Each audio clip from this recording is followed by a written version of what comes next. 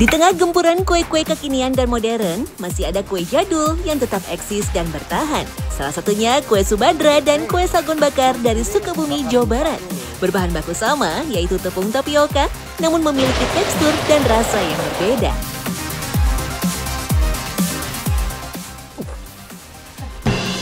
Hah? Panas. Aduh.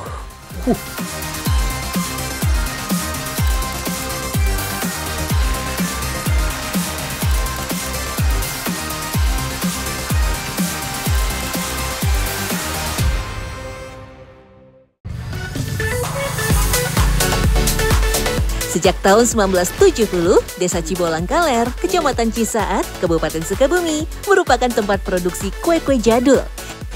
Assalamualaikum, Pak. Wah, Pak, sama ikut kepalanya Mas ya. Salah satunya yang dikelola oleh generasi ketiga. Proses pembuatannya pun masih menggunakan alat tradisional. Tepung dicampur gula dan campur kelapa parut, biasanya dia mengumpal begini nih. Jadi menggumpal. Nah, kita harus tekan begini agar dia menjadi bubuk seperti ini, menyatu ya, Pak ya. Kalau baru gini baru bisa langsung cetak. Kalau misalkan masih begini, ini nggak bisa dicetak karena dia masih padat, masih keras. Jadi kalau untuk dicetak nggak bisa. Bahan baku utama tepung tapioka atau tepung aci dicampur dengan gula pasir dan kelapa parut. Kuncinya ada di proses pencampuran adonan. Mengaduknya sih masih manual ya, tanpa alat khusus atau mesin pengaduk. Kebayangkan gimana pegelnya? Setelah diaduk, adonan didiamkan selama kurang lebih 1 hari 1 malam sampai teksturnya lebih kasar dan agak menggumpal.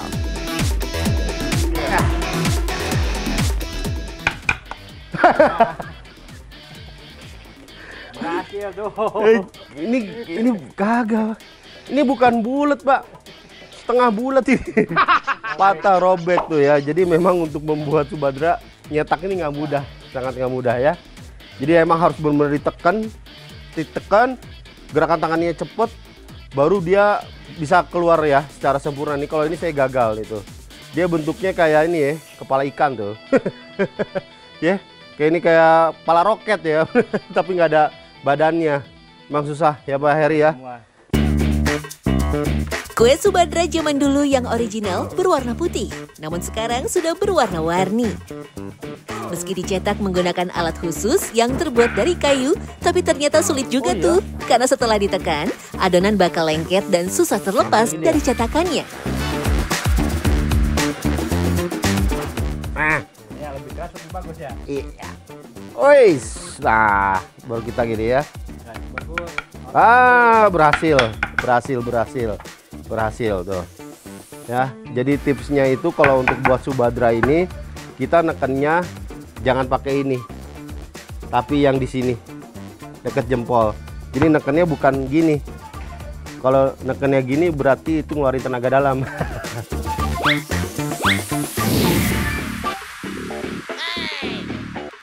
Pakainya yang ini nih.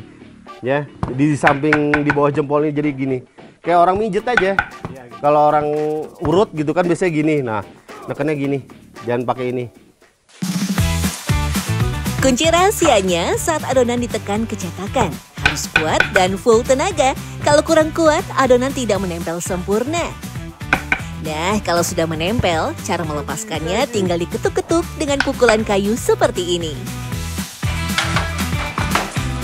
Nah, kita ini yang udah tadi dicetak, kita mau langsung masukin ke oven. Ovennya bukan oven sembarangan, tapi oven batu. Mirip kayak oven buat masak pizza di Italia sana tuh.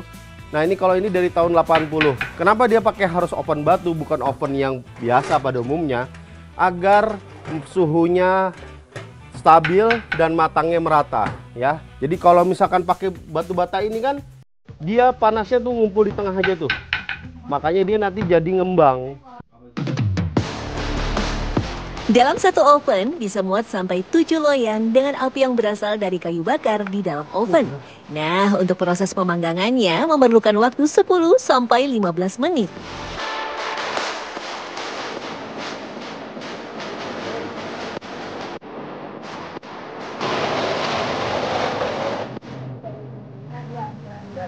Oh, salah, bukan satu-satu ya? Iya. Oh. Adu perut. Adu perut. Aduh. Potongin congeng. Oh, potongin tonggeng. Oh, begini. Begini.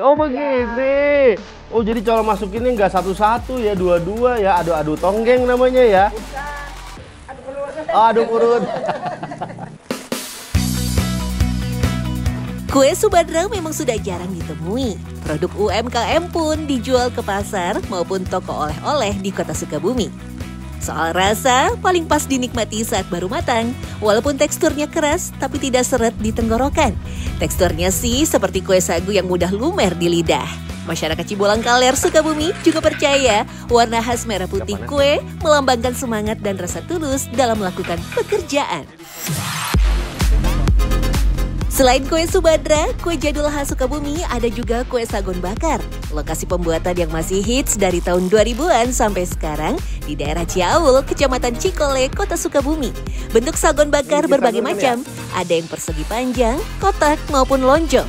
Dengan bahan utama parutan kelapa, tepung tapioka, dan mentega. Kunci rahasianya pada takaran bahan. Ya kalau nggak mau mudah rapuh gitu di adonan menteganya jangan kebanyakan. Oh gitu. Ya. Jadi pakai adonannya nggak usah banyak-banyak ya menteganya ya. Kalau kebanyakan ntar rapuh gitu kuenya. Oh, ini berapa kalau misalkan adonan ini? 4,5. 4,5 on. Ya. Oke. Jenis sagon di Indonesia berbeda-beda. Kalau di Sukabumi, kue sagonnya berbentuk padat. Nah, kelapa yang sudah diparut dicampurkan dengan gula pasir. Setelah itu, baru ditambahkan tepung tapioka atau tepung aci. Dan terakhir, mentega.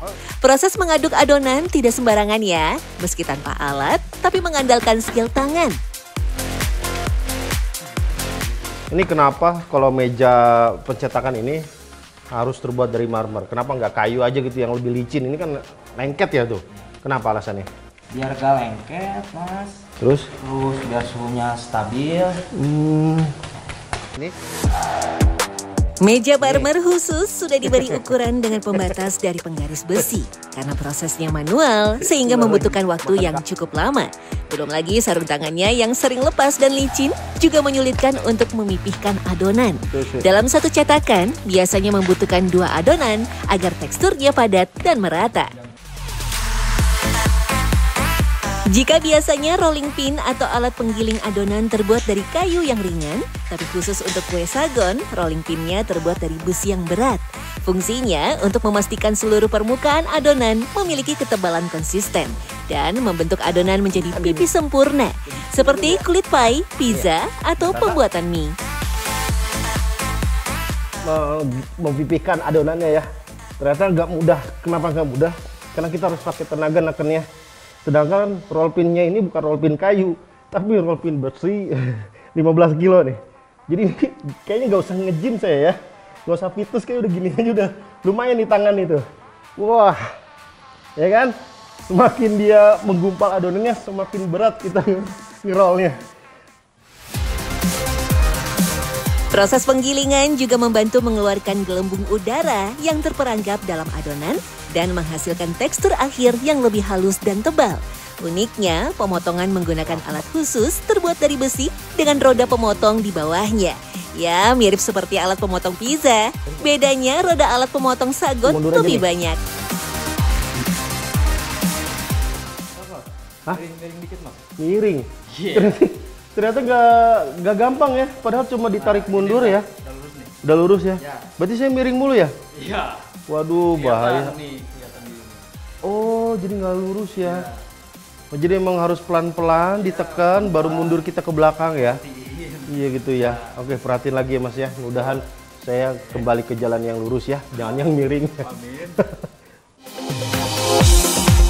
Sama seperti proses sebelumnya, harus ditekan agar garis tetap lurus dan semua ukuran sama. Trik sebelum dipanggang, cetakan jangan ditaruh berdekatan. Beri jarak sekitar 1 cm agar tidak lengket satu sama lain. Jadi nggak ada waktu yang baku buat sagon ini matang ya? Ya. Biasanya berapa menit? Kurang. Kalau dari awal ini, dari adonan basah, 20 menitan lah. 20 menitan ya? Nah, kalau udah banyak, makin lama makin cepat. Oh gitu, jadi semakin banyak sagonnya malah semakin cepat matangnya ya? Kue sagon terdiri dari banyak rasa secret lovers. Ada rasa original, keju, kacang, coklat, sampai rasa kopi. Yang membanggakan nih, ternyata kue sagon bakar sudah diekspor ke luar negeri. Seperti Amerika, Korea Selatan, Swiss, dan Belanda. Baik kue sagon bakar dan kue subadra membuktikan kalau kue klasik masih punya daya tarik bahkan sampai ke mancanegara.